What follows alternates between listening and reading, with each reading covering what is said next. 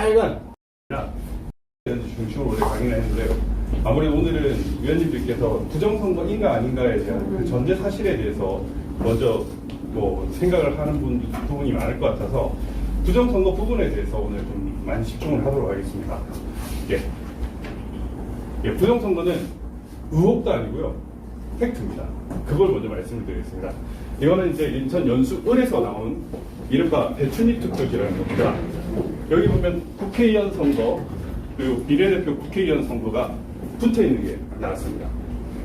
근데 요것도 이게 정갈하게 한 게 아니라 인쇄를 하다가 뭔가 붙어 있는 그런 것처럼 나왔고, 파주을 그 재검표 일산 그 고향 시원에서 진행된 파주을에서도 이 배춘입 투표지라는 것이 2장이 나왔고요. 이거는 이제 파주을에서 나온 건데 요 빨간 화살표가 찍힌 게 나옵니다. 근데 여러분들 아실 겁니다. 지금 사전투표는 프린트로 출력이 되는 겁니다. 프린트로 출력이 되는 것이기 때문에 이렇게 붙어서 나올 수가 없습니다. 심지어는 파주의 같은 경우에는 비례대표 투표지가 민생당부터 나온 게 아니라 다른 9번, 10번 이런 당이 나왔어요. 한국경제당이요. 이런 당이 먼저 나왔습니다. 이런 당이 먼저 나와서 절대로 나올 수가 없는 겁니다. 프린트 되는 투표지라는 것을 고려하면 되는 것입니다. 간단하게 소개를 하면요. 전 최근에 이제 부정선거에서도 좀 그 얘기를 하지만 최근에 이제 방역 패스 집행정지 인용을 받은 변호사입니다. 그래서 마트하고 백화점을 뚫어드렸고요. 아마 어제도 대구지법에서 있었는데 아마 전국적으로 다 뚫을 수 있을 것 같다는 생각을 하고 있고요. 작년 이제 8.15 광화문 집회 3,000명 그 집행정지 인용을 받은 변호사도 저입니다. 광고를 보여드리겠습니다. 완전한 정치 변호사가 아니고 능력도 있는 변호사입니다. 블록체인에서는 제가 사실 우리나라에서 손가락 꼽는 변호사였는데 부정선거에 엮이면서 제가 좀 수입에 막대한 지장을 받고 있습니다. 마트 이쪽에 그 인용을 받았으면은 마트 사장님들이 좀 자문 변호사도 해주고 수익의 한 0.1%나 0.01% 주셔도 되는데 안 주시더라고요. 연락도 없고. 빳빳한 투표지입니다. 이건 구리 증거보전 절차에서 제가 찍은 사진입니다. 이게 여러분들이 투표한 투표지입니다. 어떻게 생각하십니까? 공직선거법에는 이렇게 세 군데나 접어라고 했고, 실제로 저는 서울특별시 선거관리위원도 했었는데 제가 이제 개표장 참관을 하면서 찍은 사진입니다. 이런 투표지였습니다. 그런데 이런 투표지가 이렇게 됐습니다. 이런 투표지였는데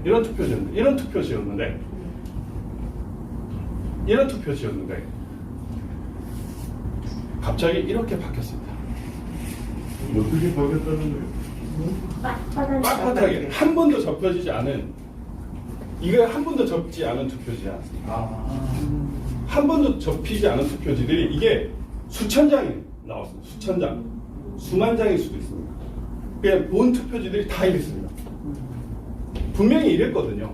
이랬는데 저희가 증거보전 절차를 하면서 간 거, 그 다음에 재검표장에서 법원에서 본 그 투표지들은 이랬습니다. 그런데 선관위들은 도대체 투표지가 왜 이렇게 되냐? 종이 여러분 보시면 알 겁니다. 이 종이가 구겨지면 펴지지 않습니다. 그럼 선관위가 어떤 답변을 했냐? 이게 팩트 체크라는 것으로 종이가 원상태로 회복되는 기능이 적용된 특수한 재질이 사용됐다고. 이거를 오상진이가, 이게 오상진인데요. 원상 복원 기능이 있는 특수 재질을, 이거 안 되는 것 같아요. 특수 재질을 사용합니다라는 말을 하면서 했습니다. 이게 이제 재검표장에서 발견된 투표지입니다. 그래서 제가 전국에 있는 투표지 계약서를 다 입수를 했습니다. 이 계약서를 보면 이 인쇄 계약서에는 특수 조건이라는 게 나오는데 종이 재질과 관련된 하나도 존재하지 않습니다. 하나도 없습니다. 근데 안쪽으로 구멍으로 안 들어가죠? 예? 안쪽으로 구멍으로 안 들어가죠? 박스에. 구멍으로 들어가긴 합니다. 그런데 이렇게 해가지고 이렇게 하면은 들어가긴 하는데요. 그렇게 투표한 사람이 얼마나 그렇죠. 됩니까? 안 보이게 거의 없습니다. 제 그거는 잘 나오고 있는 거죠. 또 확인해 주십시오. 네. 근데 잘 보십시오. 사전투표지는 원래 롤로 나오는 겁니다. 롤로 나온 거예요. 제가 롤에서 뽑은 이게 약간 이렇게 곡선형이 되는 거예요. 원칙적으로 한 번도 안 잡혀라고 해도 이렇게 곡선이 되는데 재검편장에서 본 투표지들은 어땠느냐? 다 이렇게 빳빳했습니다. 종이 전문가에 따르면 이거는 155조지다.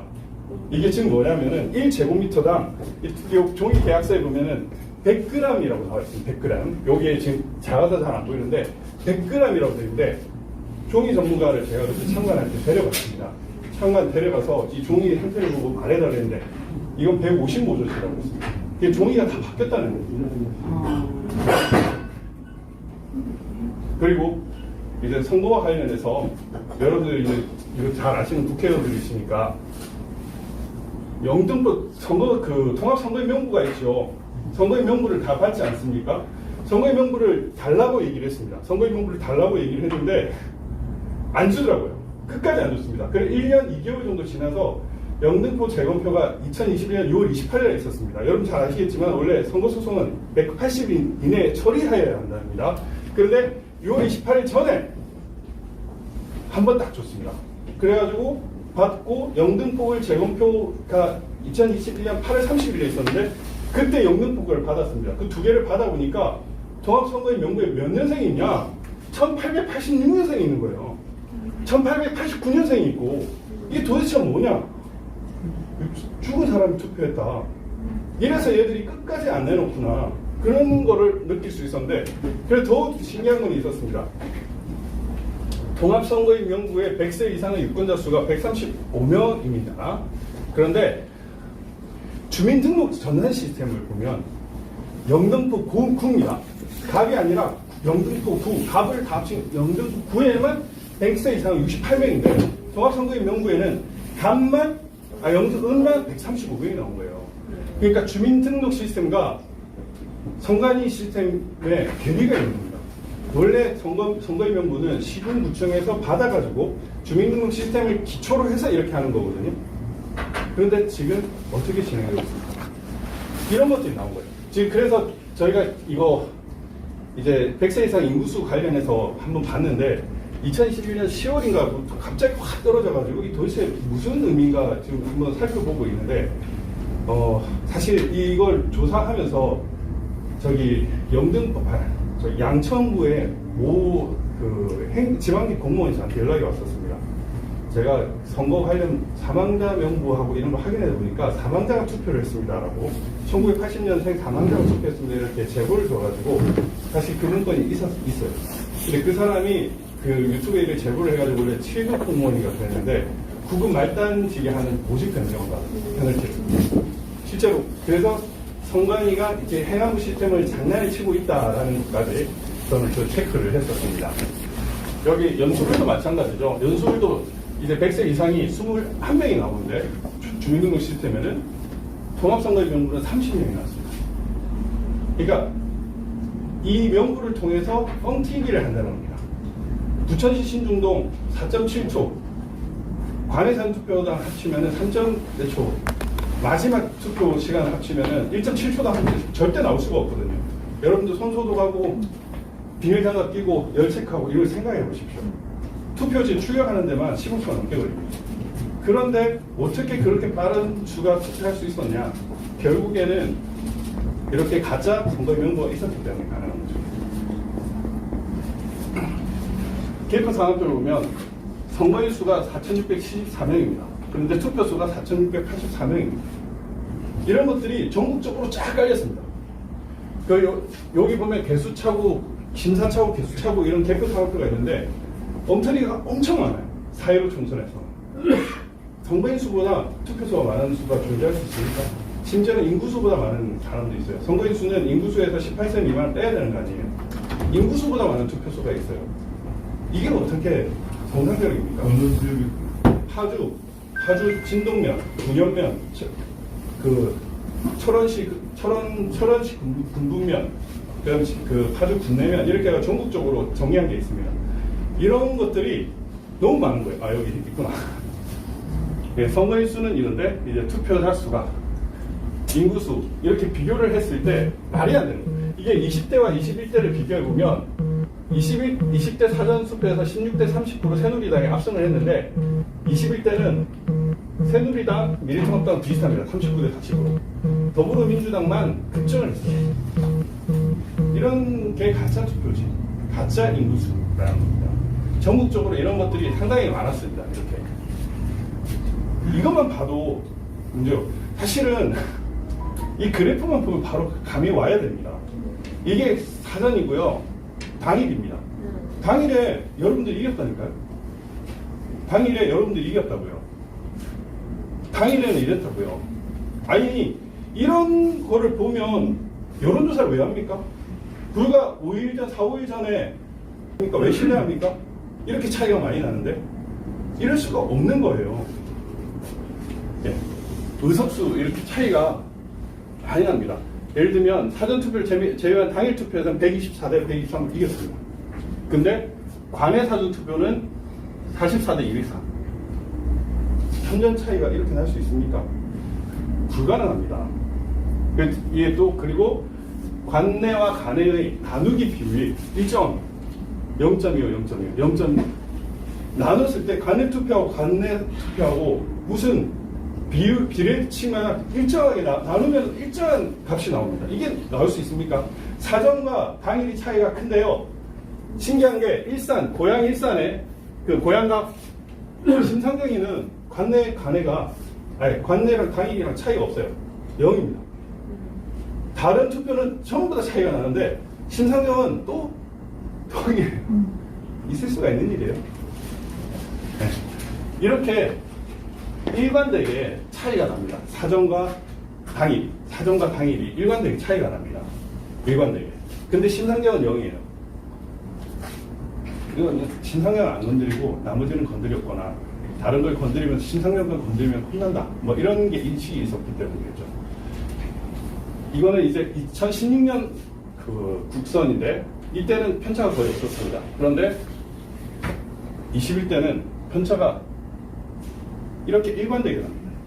여러분 선거에서 이런 적이 있었습니까? 없습니다. 예.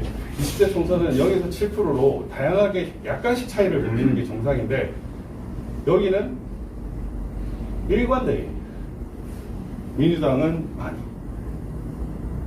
미래통합당은 적게 됐습니다. 이게 이제 20대입니다.